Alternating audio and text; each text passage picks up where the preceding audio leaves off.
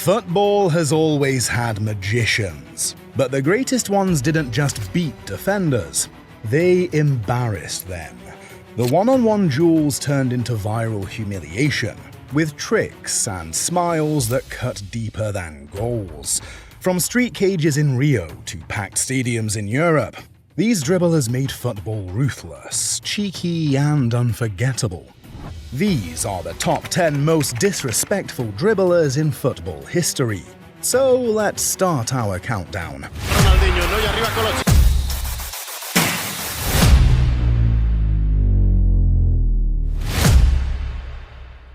Fans call him El Fideo, the Noodle, a nickname that fits his skinny frame but definitely wrong for his game.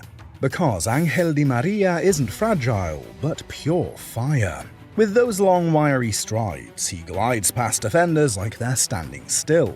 One shimmy, one sudden burst, and he's gone, leaving fullbacks chasing shadows. The streets of Rosario to Argentina's Copa America triumph, Di Maria's dribbling is never just about flair, it's about cutting defenses open when it matters most. El Fideo may sound skinny, but try catching him when he has the ball. Trust me guys, you will see the real problem. Robinho came into football with the swagger of a street baller. For a moment the world thought Brazil had found their next Pelé. His dribbling was pure flair, quick feet and endless stepovers. Then came the most famous flip-flap, the one move defenders dreaded. He grew up on the futsal courts, where every touch had to be sharp and every move had to be quick. That tight space grind shaped him. You give him an inch and he'd twist out of it, leaving markers chasing shadows. His control was so sharp that it felt like the ball was an extension of his foot. Space down this left-hand side. Still the Brazilian international on the ball. Look at this trickery here. He wasn't just escaping pressure, he was clowning defenders. Do you remember his signature? The elastico, that lightning whip of the foot that left defenders lunging the wrong way, looking ridiculous. He spammed this style everywhere. Brazil, Real Madrid, Manchester City, even AC Milan. At Real Madrid in 2005, Robinho put this on full display against Cadiz. Surrounded by 3 defenders near the touchline, he danced past them with a blur of stepovers, then flicked the ball into space to set up a dangerous attack. It was classic Robinho. Disrespectful, flashy, and straight out of the streets of São Vicente. But obviously, style does not always mean appreciation. Critics argued his dribbles didn't always lead to goals, unlike Ronaldinho or Messi. Robinho didn't fulfill the hype of Pelé, but in terms of pure flashy disrespect, he gave defenders nightmares. When we talk about Eden Hazard, the thing worth mentioning is that his game was built on absurd close control, keeping the ball so tight to his boots it looked untouchable. 1 second he'd glide, slowly luring a defender in, then boom, an explosive change of pace left them in the dust. Hazard's low center of gravity gave him insane balance, so even when defenders lunged or shoved, he'd just bounce off and keep going. His body feints were lethal. From 2012 to 2019, he completed 909 dribbles, more than anyone else in that era. Eden Hazard definitely was the undisputed dribbling king of the Premier League in the 2017-18 season. He took it to another level, hitting an outrageous 82.5% success rate.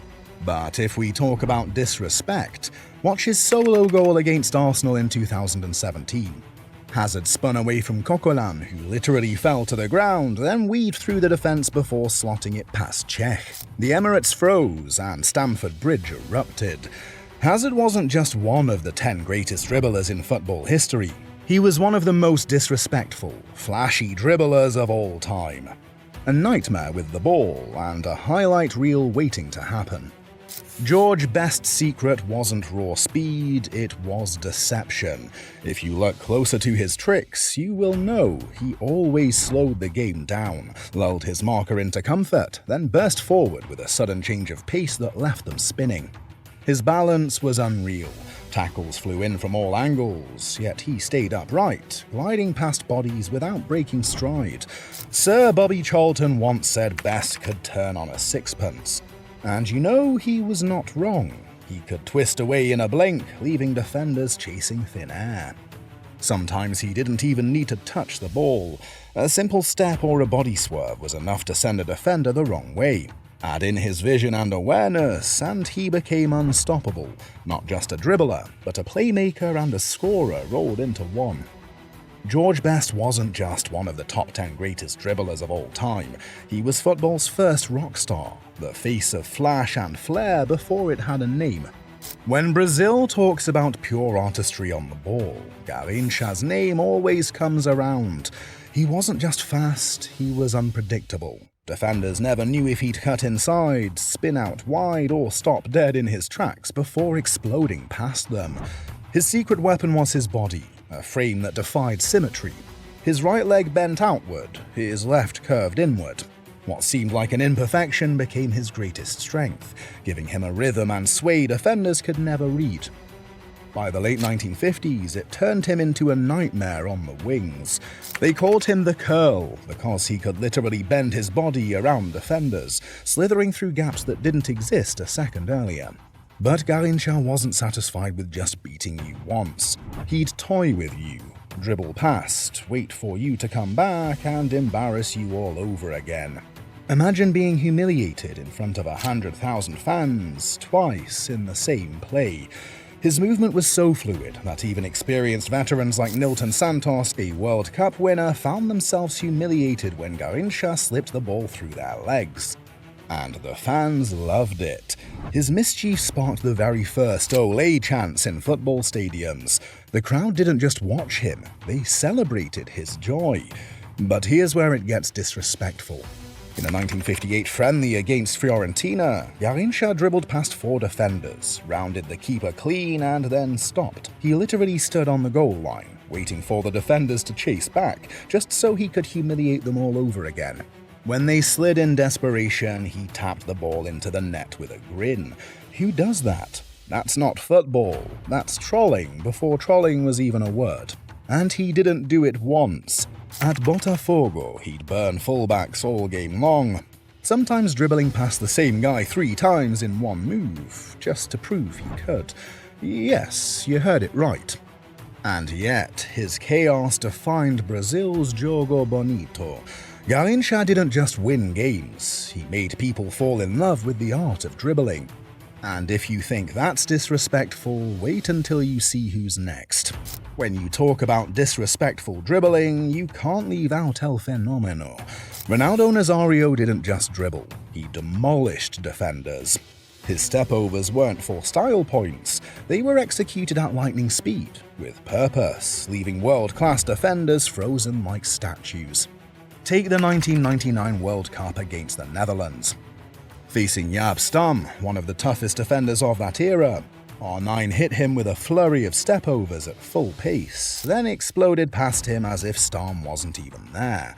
It wasn't just skill, it was pure humiliation for defenders who thought they had him contained.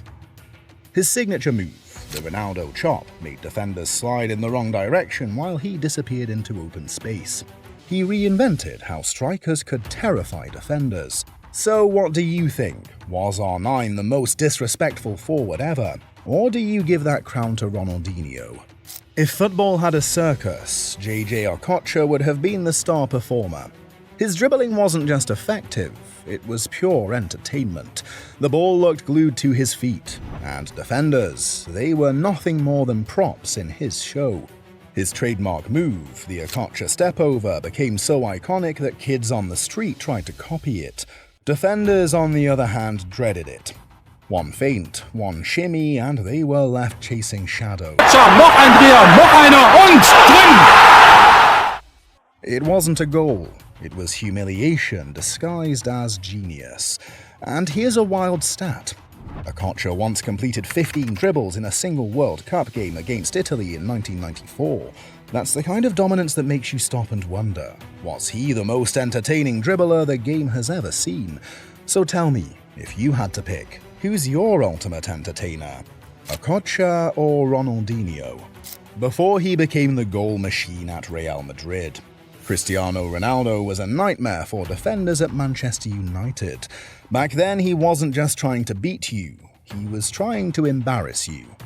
The step-overs, they were endless. Just ask poor Pascal Chimbonda from Spurs. In that Manchester United vs Tottenham clash at Old Trafford in December 2006, Ronaldo spun him inside out with so many step-overs that Chimbonda looked like he was stuck in a dance tutorial.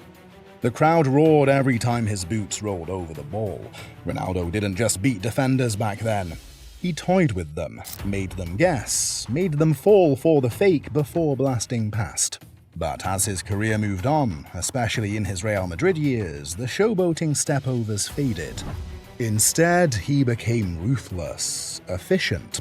The famous Ronaldo chop and bursts of acceleration were no longer just tricks. They were weapons to create goals. He wasn't dribbling for the highlight reel anymore. He was dribbling to score, to win, to break records. Yes, his dribbling evolved over time. At Madrid, he shifted from pure flash to cold-blooded efficiency. But make no mistake, young CR7 step-overs were straight-up humiliation tactics. And when he pulled them off under the floodlights, it was like he was saying, "This is my stage, and you're just extras."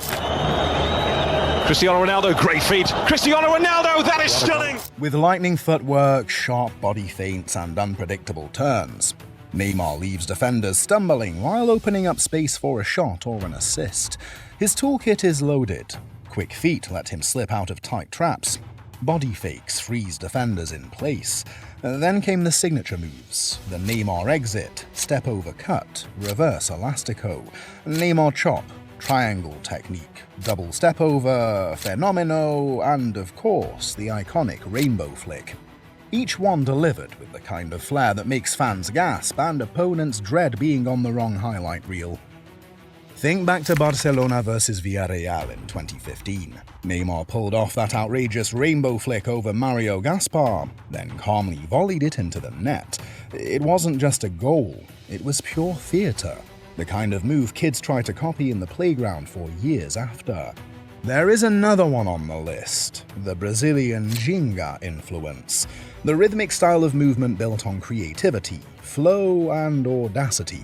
It's why Neymar's dribbling isn't just effective, it's entertaining. On average, he attempts about 12 dribbles per game, with a reported 60% success rate. Numbers that underline just how often he takes on defenders and beats them. But if Neymar is the prince of flashy disrespect, then number one is the king. A man whose dribbling wasn't just about flair, it was about rewriting football itself. Ronaldinho wasn't just a dribbler, he was an entertainer, an artist, a magician with the ball. Every touch carried a spark of unpredictability. 1 second he was dancing past you, the next he was sending you the wrong way with nothing more than a shimmy. He made elastico look effortless. The hocus pocus made defenders freeze like statues. Remember the 2005 El Clasico at the Bernabeu? He tore Real Madrid apart so effortlessly that even Madrid fans, yes, their fiercest rivals, stood up and applauded him off the pitch. That wasn't football, it was pure entertainment. And let's not forget his roots in futsal and beach football. That's where he learned to treat the ball like it was glued to his feet. Even under pressure, with 3 defenders closing in, Ronaldinho would find a way out. The part that drove defenders crazy was not his dribbling, but that he did it all with that cheeky grin, like he was toying with them. Plenty of players had flair, plenty had skills, but nobody blended creativity, joy, and effectiveness like Ronaldinho. He wasn't just a dribbler. He was a showman, an entertainer, and a nightmare for defenders. That's why there's no debate. He isn't just on the list, he is the number one. So tell me, did Ronaldinho's dribbling peak higher than Messi or Neymar's? Or did we leave anyone? Drop your take in the comments, and also don't forget to subscribe.